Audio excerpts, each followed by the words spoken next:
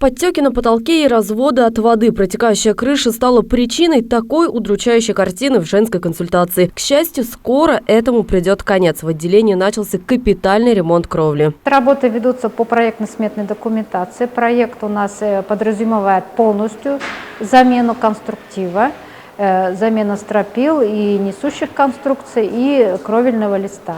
Здание женской консультации построено еще в 1972 году. Последний раз ремонт крыши проводился в далеком 2000-м. С тех пор она серьезно прохудилась. Протекающая кровля доставляла неудобства как медицинскому персоналу, так и будущим мамочкам. Подтеки есть как в коридорах, так и в кабинетах. Вода легко могла попасть на компьютеры, что могло привести к замыканию. Теперь работать в отделении станет не только приятнее, но и безопаснее. Наверное, все обратили внимание, что у нас появился резкий контраст с первым этажом. Когда заходишь, на первом этаже у нас делали ремонт, действительно современная регистратура, красочно, красиво, ярко.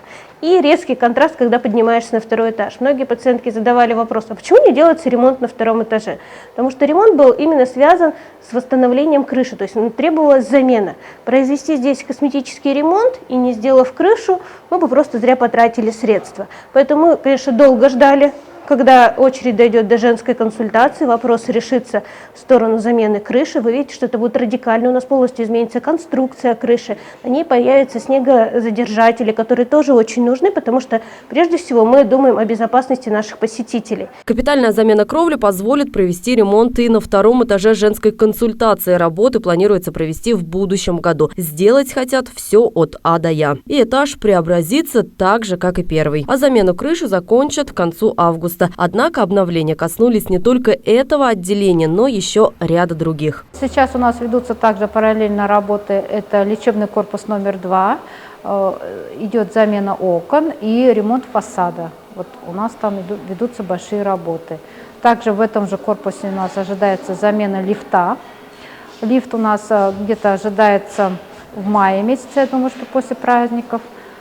Также у нас ведутся работы в шестиэтажке, лечебный корпус номер 1, 4-й этаж, урологическое отделение. Там у нас заменили окна. И мы 27 апреля ожидаем, у нас определится исполнитель работ по капитальному ремонту помещений урологического отделения. Всего на проведение ремонтных работ в отделениях городской больницы республика выделила учреждению более 38 миллионов рублей. Регина Магазова, Роберт Сабиров. Информационная программа «Нефтекамск-24».